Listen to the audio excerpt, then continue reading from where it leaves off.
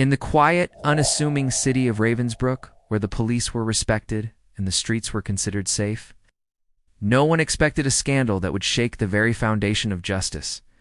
It began with a single traffic stop. What should have been a simple misunderstanding spiraled into a nightmare when the dashcam footage vanished. Officers closed ranks, and the truth was buried under layers of lies. Jason Holloway, the 18-year-old son of Ravensbrook's beloved Police Chief Daniel Holloway, was pulled over, handcuffed, and falsely accused of resisting arrest. But this wasn't just about one wrongful arrest. It was about the rot festering beneath the badge. Corruption ran deeper than anyone imagined. Judges, city officials, even the mayor's office. As Jason fought to clear his name, a whistleblower emerged. Secrets spilled, and the entire Ravensbrook Police Department began to crumble.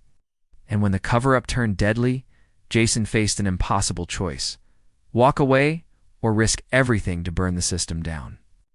This is the story of how one boy's injustice became a city's reckoning. Let us know where you are watching from, and what time you found this video. Leave a like and a comment. Let's get back to the story.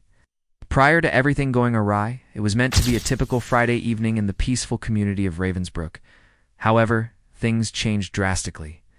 Jason Holloway, who was 18 years old at the time, was driving home after a late-night study session by the time flashing red and blue lights filled his rearview mirror. He had the same name as the person who had chastised him only the week before for using an excessive amount of force.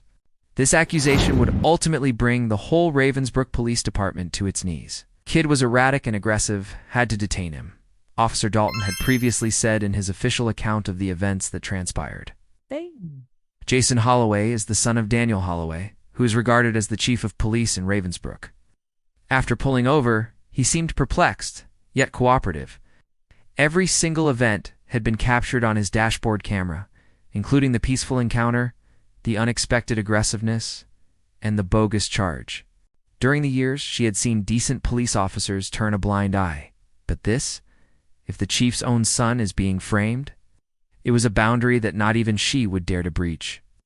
When Chief Holloway went into the precinct and demanded answers, it was clear that the truth was not being concealed.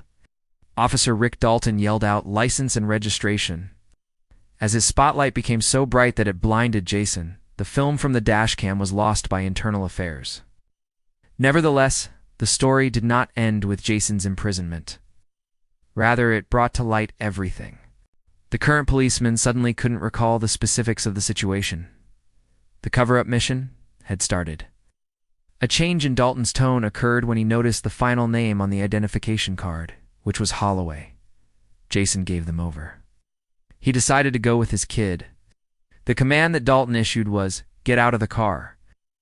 Jason obliged, but before he could get an explanation, he was pushed against the hood, placed in handcuffs, and charged of resisting arrest. While Jason was back at the station, his objections were ignored by the staff.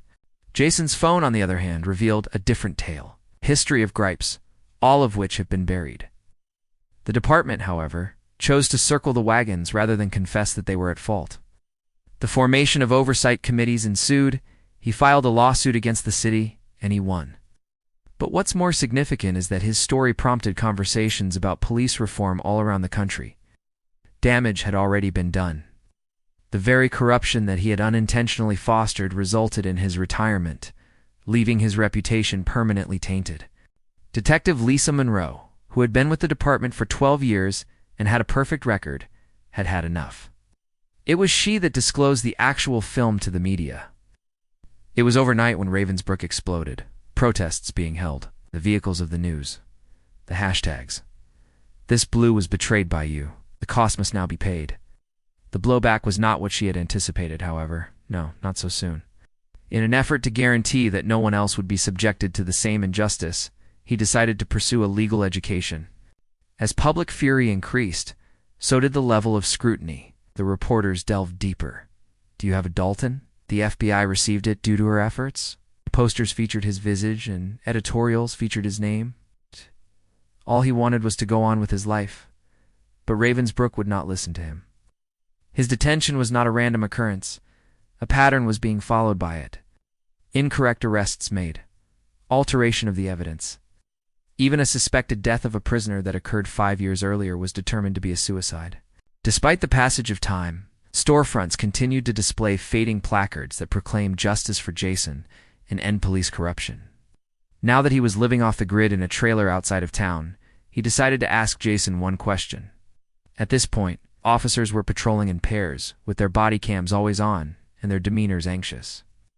Those individuals who remained, those who were honest, were punished as pariahs and were considered guilty by association. Captain Reeves, who was in charge of internal affairs, accepting money in order to destroy allegations of misbehavior. One half of the narcotics force? Taking narcotics from evidence lockers and skimming them, in-depth corruption was present. At this moment, Chief Holloway, who had been a figure of authority in the past, was split between defending his son and saving his department. Following one another, the falsehoods fell apart.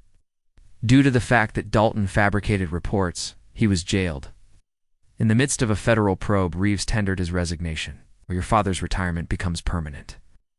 Those who judge, not even the office of the mayor. On the basis of ongoing trials, 8 policemen were suspended. There was a gunshot that hit Voss in the shoulder. Jason came very close to escaping. Before becoming a cautionary tale, the Ravensbrook Police Department had been a proud institution. Is that Jason?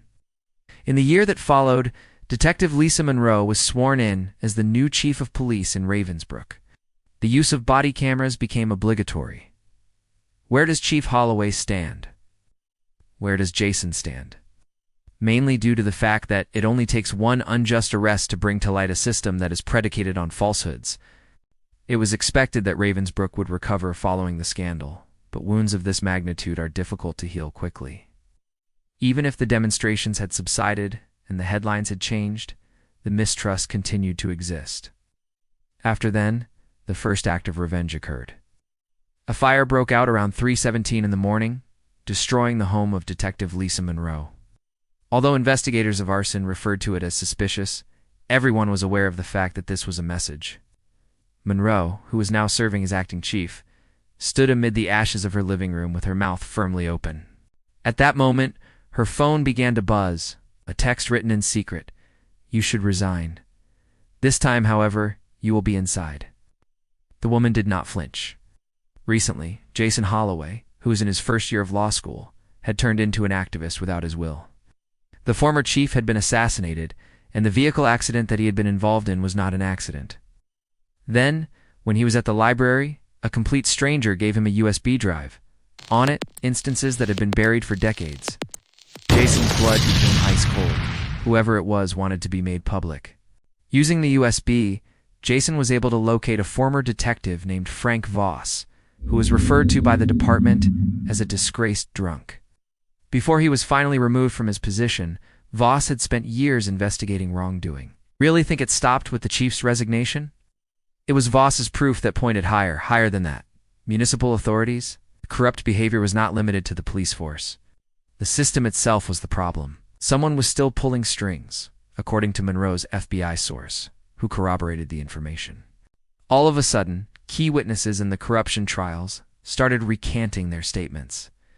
Evidence lockers had malfunctioned, with the result that digital documents were deleted. 2 of the cops who testified against Dalton were transferred to a precinct that is notorious for its use of excessive force. After then, Jason received a call from a number that was not listed. Stop digging. A voice that was distorted, threatened. There was a decision for Jason. Either he could walk away and live with the falsehoods, or he could risk everything to bring everything down. A meeting with a purported whistleblower was scheduled to take place at a warehouse that had been abandoned. It was a sham put up.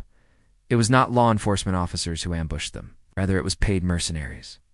However, amid all the mayhem, he managed to seize one thing: a badge. Not the Ravensbrook Police Department, for your own protection. In possession of the brother of Mayor Callahan, both Jason and Monroe disclosed everything to the whole public. The press conference quickly gained widespread attention. The link between the mayor and private prisons, a panel of judges who are paid, a slush fund that was used to compensate cops who played ball. At this point, it was no longer just a controversy. It constituted a revolution. After a year has passed, in federal prison, Mayor Callahan was being held. There was a disbarment of 3 judges. The Ravensbrook Police Department was subject to federal supervision. Despite the fact that the retirement had been a pretext, Jason stood at the grave of his father.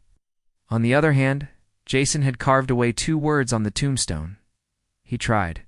Then he walked away, heading in the direction of the courthouse, where he was going to have his first case as a lawyer. This is a case against the system that was responsible for the death of his father.